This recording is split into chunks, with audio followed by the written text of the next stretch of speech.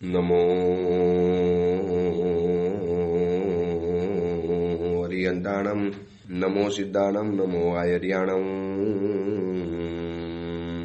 નમો વજ્જાયાણમ, નમો લોહે સૌવસાવુણમ, એસો પંચનમુકારો સૌવ પાવપણાસણો, મંગલાણમ ચ સૌદેશી પરમમ વૈ મંગલમ. મંગલમ ભગવાન વીરો, મંગલમ ગૌતમ પ્રભુ, મંગલમ સ્થૂલભદ્રાદ્યા, જૈન ધર્મોસ્તુ મંગલમ. પ્રવચનનો વિષય છે ભયને ભયભીત કરનારો એક ભડવીર, રાજપુત્ર હરિવિક્રમ. આજથી આશરે 1000 વર્ષ પૂર્વે બનેલો 4750 શ્લોક અને 10 વિભાગની અંદરમાં વહેંચાયેલો હરિવિક્રમ ચરિત્ર નામનો આ ગ્રંથ ભય ઉપર વિજય પ્રાપ્ત કરવા માટે. આ ભયનું સામ્રાજ્ય એટલું મોટું છે કે એને જીતવું તો જરૂરી છે. એટલા માટે જીતવું જરૂરી છે કે દરેક ઉત્તમ કાર્યો, શુભ કાર્યો, આપણા આત્મકલ્યાણના કાર્યો, એ બધી જ બાબતોની અંદરમાં આપણને અગાઉથી આપણો આત્મવિશ્વાસ તોડી નાખે. આપણો જે વિશ્વાસ હોય કે હું આ કરી શકીશ, એને આપણને ડગમગાવી નાખે.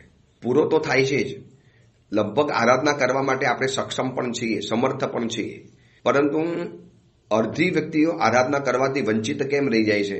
માત્ર આ ભયના કારણે, આ ડરના કારણે કે મારાથી નહીં થાય તો પછી છોડી દેવું પડશે. તો એવું છોડવું પડતું જ નથી, પરિપૂર્ણ થઈ જ જાય છે બધાનું. કોઈ પણ વ્યક્તિ ગમે તે કરીને પોતપોતાની રીતે કાર્ય તો પૂરું કરી લેતો હોય છે, પરંતુ આ એક ડર છે, એ મનના આત્મવિશ્વાસને ડગમગાવી નાખે. એટલો અંદરમાંથી ઢીલા બનાવીને કે આરાધનાના મોકો આવે અને આપણે વિચારમાં રહી જઈએ અને આરાધનાનો સમય નીકળો જાય છે. એવા કેટલી વ્યક્તિઓ મળી કે જે લોકો સંયમ જીવનના માર્ગે જવા માટે થનગનતા હતા, તૈયાર થતા હતા, માતા પિતાની આજ્ઞા પણ મળી ગઈ હતી, પણ એક ડર, કેવી રીતે સંયમ જીવન પરાશે? આ ઠંડી, આ ગરમી, આ વિહાર, આ લોચ, આ બધા કષ્ટો. ઘણી વખત કેવું હોય છે, અંધારાને બહારથી જોવો ને તો અંધારું બહુ ભયંકર અંધારું લાગે, એકદમ કાળું લાગે. પણ એક વખત અંધારામાં પ્રવેશ કરી લઈએ છીએ ને તો હકીકતની અંદરમાં એ અંધારાનું પણ એક અજવાળું હોય છે. અમાસની રાતના અંધારાનું પણ એક અજવાળું હોય છે.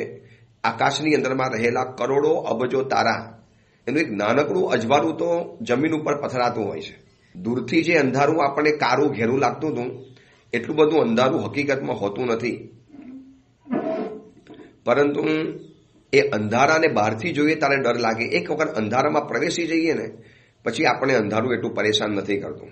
હવે આ હકીકત નથી સમજતા એ દરેક વ્યક્તિ આરાધનાને બહારથી જોવે. કેટલા ભારે ઉપધાન, કેટલા કઠિન ઉપધાન, 45 દિવસના ઉપધાન કરવાના, કેવી રીતે થશે?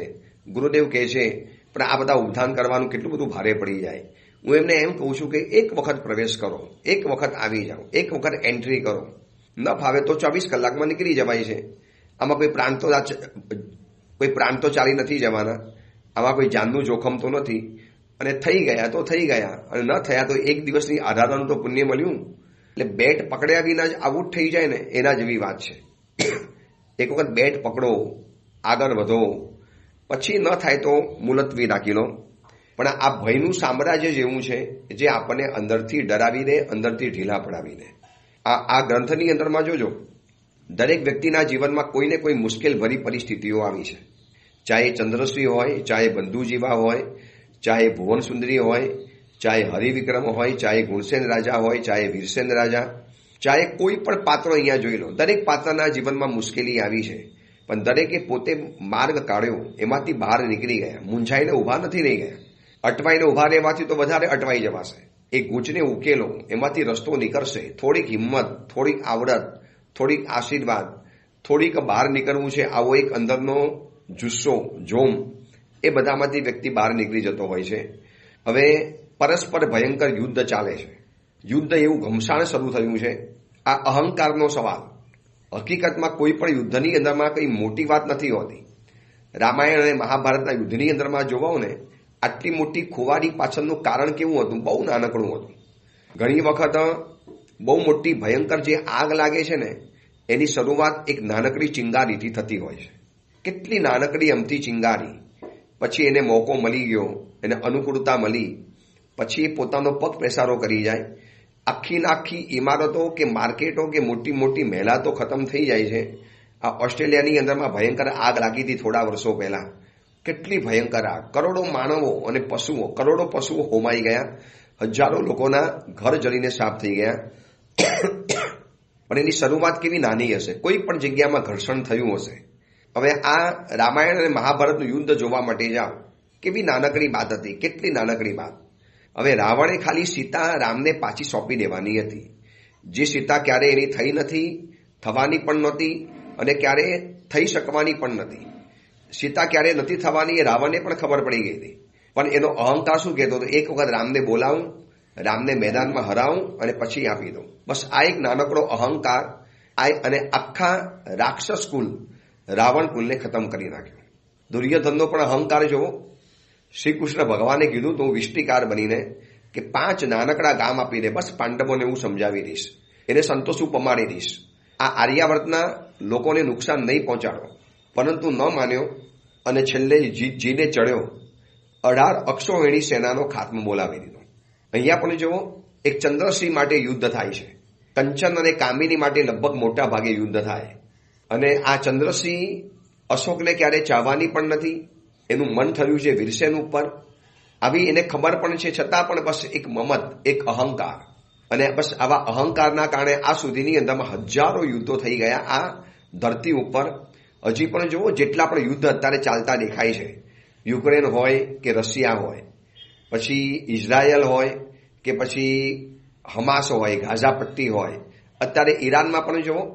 એમ કહેવાય છે કે ઈરાનની અંદરમાં વિરોધ કરવાની અંદરમાં જે લોકો બહાર આવ્યા, તો ત્યાંની સરકારે 16,000થી વધુ લોકોને પોઈન્ટ બ્લેન્ક ગોળીથી ઠાર મારી દીધા છે. સામે સીધી જ ગોળી, 16,000 ઉપર, અને 3 લાખ માણસો ઘાયલ થયા છે. આ તો પેપરનો ફિગર છે, ન્યૂઝપેપરનો. કદાચ અંદરનો કેટલો હોય ખબર નથી. એક નાનકડો અહંકાર, બધું મૂકીને જવાનું છે, કશું લઈને નથી જવાનું.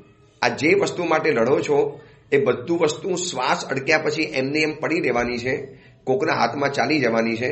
અને થોડા સમય માટે, હા, સહજ મળતું હોય, તમારું પોતાનું હોય, હકનું હોય, અધિકારનું હોય, અને તમે માગો કરો, બરોબર છે. હવે જે વસ્તુ તમારી નથી, તમારી થવાની પણ નથી, તમને ચાહતી પણ નથી, તમને ઈચ્છતી પણ નથી, તો એ દેશને શાંતિથી જીવાનો. આ હિન્દુસ્તાનની અંદરમાં 2000 વર્ષની અંદરમાં જેટલા પણ આતતાઈઓ આવ્યા, શક, બાર્બર, કુષાણ, હુણ, અફઘાન, મોગલ, અંગ્રેજો, પોર્ટુગીઝ, જો જેટલી આમ આખી લાઈન લાગી છે, લંગાર લાગી છે, દરેક જણા આ દેશની અંદરમાં કંઈ ને કંઈ લૂંટવા માટે આવ્યા.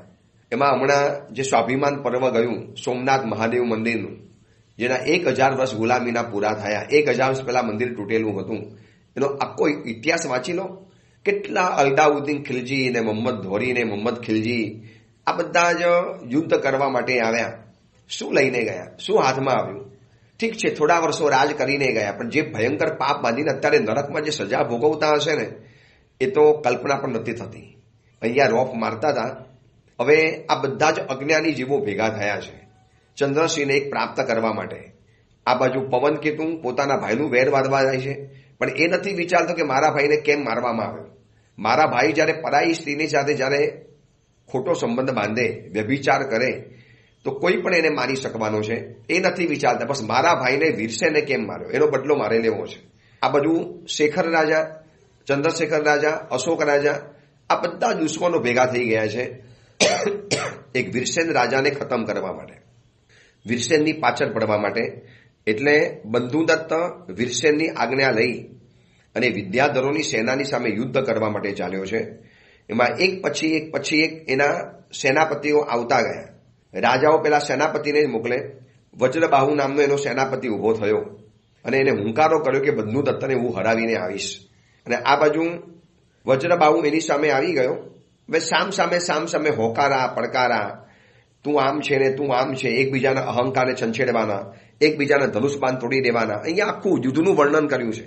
એકબીજાના ધનુષબાન તોડી નાખે, આનો રથ તોડી નાખે, આનું મુગટ ભાંગી નાખે, આને ઘાયલ કરે, આનો ઘા ચૂકવે, આનાથી બચીને નીકળી જાય, છેલ્લે ઓલાને ચાન્સ મળે તારે આને મારી નાખે. જે આખી ફાઇટની પદ્ધતિ છે, યુદ્ધની પદ્ધતિ, એમાં એક પછી એક સૈનિકો, સેનાપતિઓ આવતા ગયા અને બંધુદત્ત બધાને ધીરે હરાવતો ગયો.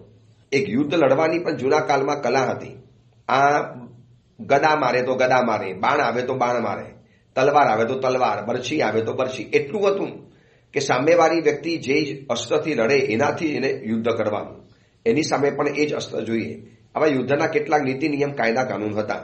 હવે છેલ્લે બંધુદત્તે મુદગર એટલું જોશથી ઉપાડીને માર્યું વજ્રબાહુને, વજ્રબાહુ ત્યાં મરી ગયો. હવે એના પછી બીજો સેનાપતિ આવ્યો છે જ્વાલામુખ. જો કોઈ નથી સમજતા કે આ યુદ્ધ શેના માટે થાય છે, કોના કારણે થાય છે. એક સ્ત્રી જેને નથી ચાહતી તો એના માટે યુદ્ધ કરવાનું જ ન હોય, પણ આ બધા રાજાઓના અહંકારના કારણે સૈનિકોના બચારાના પ્રાણ ખતમ થઈ જાય છે. જો યુક્રેન અને રશિયાના યુદ્ધની અંદરમાં બંને દેશના નેતાઓ તો સલામત છે, પુટિન અને આ બાજુ જે નેતા છે યુક્રેનના, બંને તો સલામત છે. કચ્છર ઘાણ નીકળે છે વચલા સૈનિકોનો. કેટલા ઘાયલ થયા, કેટલાના હાથ પગ ચાલી ગયા, કેટલાક બચારોના પરિવાર અનાથ થઈ ગયા. ખબર નહીં, આ ધરતી ઉપર યુદ્ધ એ બહુ મોટું કલંક છે. જેટલી પણ યુદ્ધનો ઇતિહાસ મળે છે, યુદ્ધની કથાઓ મળે છે, લોહીની નદીઓ વે, લોહીની નદીઓ. અને એક નાનકડી ચીજ ખાતર, એક રાજ્યના ટુકડા ખાતર ભયંકર રીતે યુદ્ધ કરવાનું.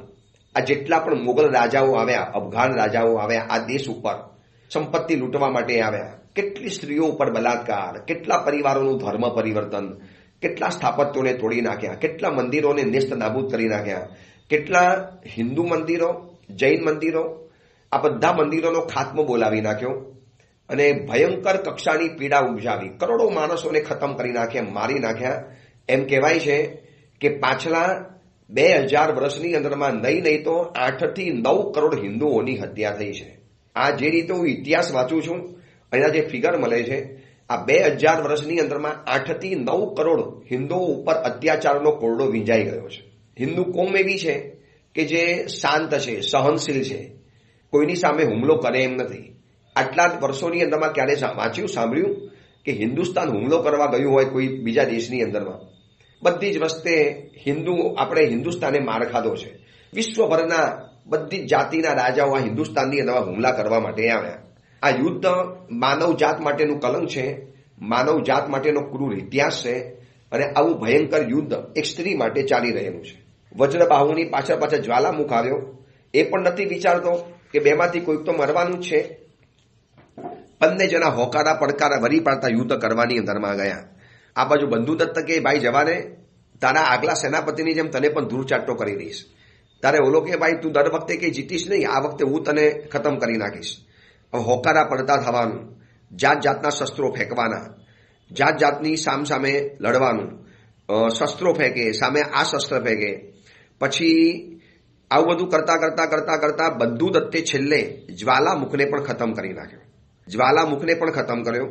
સૈન્ય થોડું વિખરાઈ ગયું, પરંતુ વરી પાછો એક નવો સેનાપતિ આવ્યો, યમદ્રષ્ટા. એ પણ વરી પાછો બંધુદત્તને હેરાન કરવા માંડ્યો, બંધુદત્તને પરેશાન કરવા માટે આવ્યો. હવે આ જરા વધારે પાવરફુલ હતો એટલે એને વીરસેનને આકાશની અંદરમાં લઈ જઈ અને ગોર ચક્રની જેમ ફેરવવા માંડ્યો. અને આ બાજુ પોતાના મિત્રની આવી હાલત જોયા પછી વીરસેન સમજી ગયો કે હવે મારે પણ યુદ્ધની અંદરમાં ઉતરવું પડશે. એટલે વીરસેન પોતે પણ યુદ્ધની અંદરમાં નીચે ઉતર્યો. હવે વીરસેન ઉતર્યો એટલે બધા રાજાઓ સામસામે યુદ્ધ કરવા માટે આવી ગયા. પવનકેતુ પણ આવી ગયો. એકબીજાને યાદ કરવા માંડ્યા. યાદ રાખજે, તે મારા ભાઈને માર્યો છે, હું પણ તને મારીશ. અશોક કહે છે કે હું ચંદ્રસિંહને તારી આંખ સામેથી લઈ જઈશ. હવે સામે દલીલો, પ્રત્યુત્તર, જવાબ ચાલે, એકબીજાની સામે કાપી ચાલે. કોઈને એમ નથી લાગતું કે માનવોનું આવું ખોટું લોહી કેમ વેવડાવવાનું, શું કામ આવી રીતે લોકોના શરીરને ખતમ કરી નાખવાના.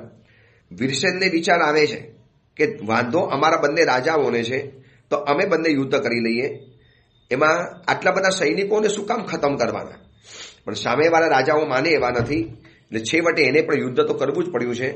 સામ વરી પાછા વીરસેન અને આવી ગયા ભાસ્કર. હવે એ જમાનાની અંદરમાં એવા જાત જાતના અસ્ત્રો હતા ને કે ભર દિવસે પણ અંધારું ફેલાવવું હોય તો અમાસ અસ્ત્ર હતું. તો એની સામે સૂર્ય અસ્ત્ર ઉગમે, ભાસ્કર અસ્ત્ર ઉગમે. પછી તામસાસ્ત્ર, ભાસ્કરાસ્ત્ર, ભુજંગાસ્ત્ર, ગારુડાસ્ત્ર. ભુજંગાસ્ત્ર એવું હોય કે એક સાથે એમાંથી કરોડો સર્પ બહાર નીકળે અને શત્રુ સૈન્યની અંદરમાં ઘૂસી જાય. જ્યારે આ બાજુ ગરુડ અસ્ત્રનો ફેંકે એટલે બધા સાપ ત્યાંથી બધા પાછી ભાગી જાય. આ કદાચ આપણને કલ્પના લાગે, પણ જૂના કાળની અંદરમાં ગુરુકુળમાં આ બધી સિસ્ટમો શીખવાડવામાં આવતી હતી. એટલે એ ઉપરથી અંદાજ આવે છે કે કેટલું સમૃદ્ધ આ દેશનું જ્ઞાન હશે, આ દેશની પાસે કેટલી વિદ્યાઓ અને આવા કેટલી બધી બાબતોના જાણકારી હશે. છે આજે કોઈ એવું શસ્ત્ર આટલું બધું શોધાયું છે, આટલા બધા જાત જાતના સુખોઈ વિમાન ને યુદ્ધના તેજસ વિમાન ને જાત જાતના વિમાનો, અપાચે નામના હેલિકોપ્ટર્સ અને લેટેસ્ટમાં લેટેસ્ટ સ્પાઇનર વગેરે, પછી ટેન્ક વગેરે, આ બધું શોધાયું છે. પણ આવા કોઈ અસ્ત્રો અત્યારના સમયમાં નથી. આ બધા મંત્રોની સાથે જોડાયેલા અસ્ત્રો હતા. યોગ્ય રાજપુત્રોને ગુરુ આ બધું શીખવાડતા હતા કે રાજ્યની સુરક્ષા માટે તમારે આ સમજવું પડશે, વિદ્યાઓ સિદ્ધ કરવી પડશે. એ ઇન્દ્રિય વિજેતા બની 6 મહિના 12 મહિના એકાંતની અંદરમાં જઈ સર્વ પ્રકારના વ્યસનો અને વિષયોથી દૂર રહી અને આ બધી સાધના કરાવવામાં આવતી હતી. ત્યારે આવા અસ્ત્રો નીકળે. જાત જાતના અસ્ત્રોમાંથી પશુ પંખીઓ બહાર આવે, વળી પાછું સામેવાળું એનું છોડે એટલે એ પાછા ભાગી જાય. આ બધી વાતો અત્યારે કપોલ કલ્પના લાગે, પણ હકીકતની અંદરમાં આવું જૂના કાળમાં યુદ્ધ ચાલતું હતું. છેવટે વીરસેને કીધું કે જો આ બધા જ અસ્ત્રો શસ્ત્રો સામે ફેંકી દીધા, એટલે તું ચાલ્યો જા ભાઈ, તું પણ તારા ભાઈની જેમ મારા હાથે મરાઈ જઈશ, પવન કેતુને કહે છે. પણ કુમારનું આ ભાષણ સાંભળી એનો ક્રોધનો અગ્નિ ફૂફાડા મારવા માંડ્યો અને ભયંકર તલવાર લઈ અને પવન કેતુ વીરસેનની સામે દોડ્યો. વીરસેન આ સુધીની અંદરમાં દયા ખાઈ અને પવન કેતુને જવા દેતો હતો, પણ એને જોયું કે હવે આ વ્યક્તિ સમજે એમ જ નથી, હવે આ કોઈનું માને એમ જ નથી. એટલે વીરસેને તો પોતાનો ઘા ચૂકવી દીધો, પરંતુ સામે વીરસેને જે ઘા કર્યો એ પવન કેતુ ચૂકવી ન શક્યો અને એના કારણે પવન કેતુનું મસ્તક શરીરથી અલગ પડી ગયું. એ પણ પોતાના ભાઈના રસ્તે ચાલી ગયો. એનું પણ યુદ્ધની અંદરમાં મોત થયું. પવન કેતુ યુદ્ધમાં પડ્યો એટલે સામે શેખર રાજા વળી પાછો સામે આવ્યો અને હવે શેખર રાજા અને વીરસેનનું યુદ્ધ થયું. હવે વીરસેન કહે છે ભાઈ તું પણ ચાલ્યો જા, શું કામ આવી રીતે મરવા માટે આવે છે? ચંદ્રસિંહ તારી ક્યારે થવાની પણ નથી, થઈ પણ નથી અને ક્યારે તને સ્વીકારી પણ નથી. શું કામ આટલા બધા યુદ્ધની અંદરમાં લોકોને ખતમ કરી નાખે છે? પરંતુ વિનાશકાલે જ્યારે વિપરીત બુદ્ધિ થયેલી હોય ને ત્યારે કોઈ વાત સ્વીકારવા પણ તૈયાર ન થાય. શેખર રાજા સામે બંને જણા તલવાર લઈને આવી ગયા. શેખર રાજાને પણ જ્યારે યુદ્ધની અંદરમાં હવે લડવાનું સુરાતન પેદા થયું છે એટલે સામે તલવારની આટાપાટી ખેલે છે. એમાં શેખરના હાથમાંથી તલવાર ઉડી ગઈ. તલવાર ઉડી ગઈ એટલે વીરસેને એને પગેથી પકડ્યો.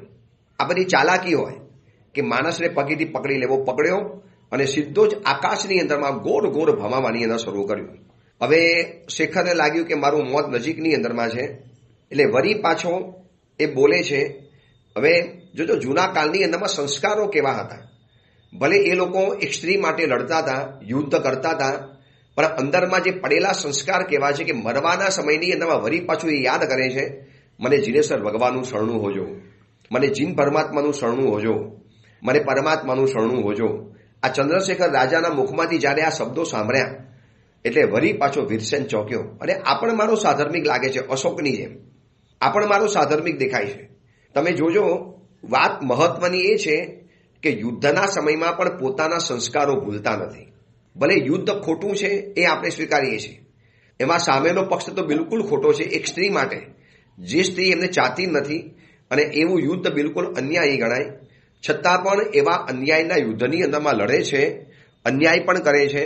પણ ધર્મના સંસ્કાર જોવા જેવા એ છે કે મરવાનો સમય જ્યારે આવે છે, હવે જ્યારે ચંદ્રશેખરને ખબર પડી ગઈ કે આ વીરસેન મને ફગાવવાનો જ છે, જે રીતે મેં એને પરેશાન કર્યો છે અને મારા કરતાં તાકાતવાન નીકળ્યો, એટલે સમજી ગયો કે હવે આમાં મોત તો નક્કી છે.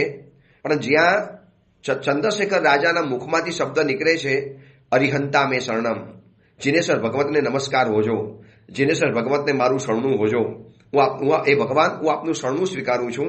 મેં આ બધું ખોટું પાપ કર્યું, મેં હવે આ બસ મારે મરવાનો સમય થયો છે, એ ભગવાન મને સ્વીકારી લેજો. આ જે રીતે પણ અરિહંતા મેં શરણમ સિદ્ધ ભગવંતનું શરણાની વાત કરે છે. એટલે વીરસેન ચોકી અને એને ઉચકીને નીચે લઈ આવ્યો, પગે પડ્યો, માફી માંગે છે કે આપ મારા સાધર્મિક છો, મને ખબર નહીં, હું સાધર્મિકની સામે યુદ્ધ નથી લડતો, હું મારા સાધર્મિકોને ક્યારે પરેશાન નથી કરતો, હું મારા સાધર્મિકની સામે ક્યારે પણ યુદ્ધ ન કરું, કારણ કે મારો ધર્મ લાજે મારા સાધર્મિક માટે યુદ્ધ કરું છું. હવે આમાંથી 4-5 બાબતો જોવા જેવી છે. પહેલી બાબત તો જે આપણે જોઈ કે આપેલા સંસ્કાર ક્યારે નિષ્ફળ નથી જતા.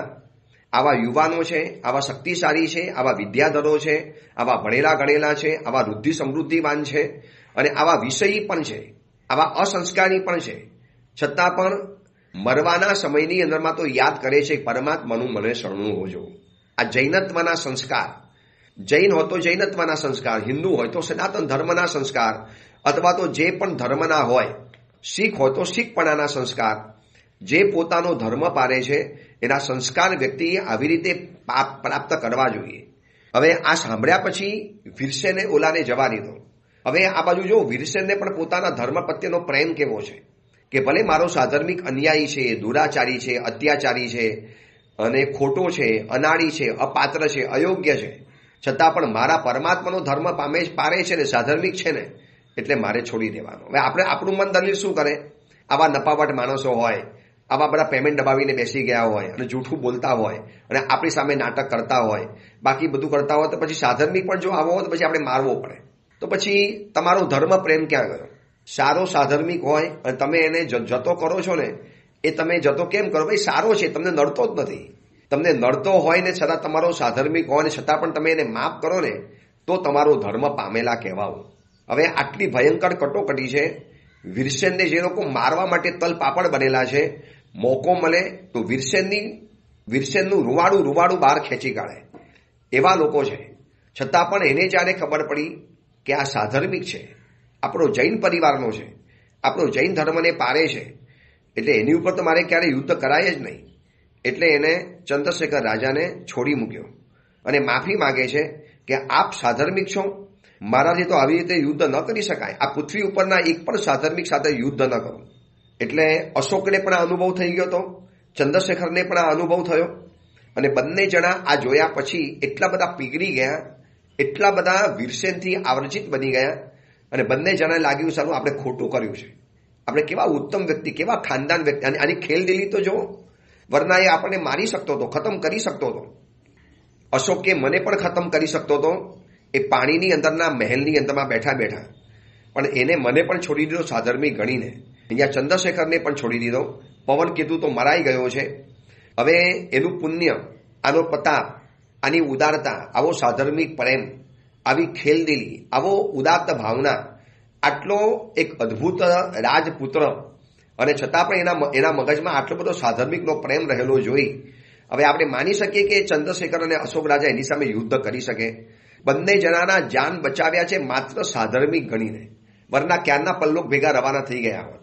અને બંને જણા સંસ્કારી તો હતા જ, ભલે કર્મના ઉદયના કારણે સ્ત્રીની પાછળ પડી ગયા હતા, પણ ખાનદાની તો જતી નથી. બંને જણા પગે પડી ગયા અને પગે પડી અને માફી માગે છે. પોતાના સેવકો દ્વારા કહેવડાવ્યું કે જાઓ જઈને કહો કે અમે તમારી સાથે સ્નેહ કરવા માટે માગીએ છીએ. હું આટલો નિર્ગુણી હોવા છતાં પણ તમે એને પોતાનો સમજી અને અમને બંને જણાને માફ કરી દીધા. પૂર્વે સમુદ્રની અંદર જ વિદ્યાધરને આપે જીતો હતો, છતાં પણ અશોકને આપે માફ કરી દીધો. અહીંયા પણ તમે મને ચંદ્રશેખરને પણ માફ કરી દીધો અને છતાં તમે અમારી પાછી માફી માગો છો. ખરેખર અમે તમને સમજી ન શક્યા. હે વીરસેન, તારું દર્શન તો અમને નસીબથી મળે. તારું દર્શન તો પુણ્ય હોય તો જ જોવા માટે મળે.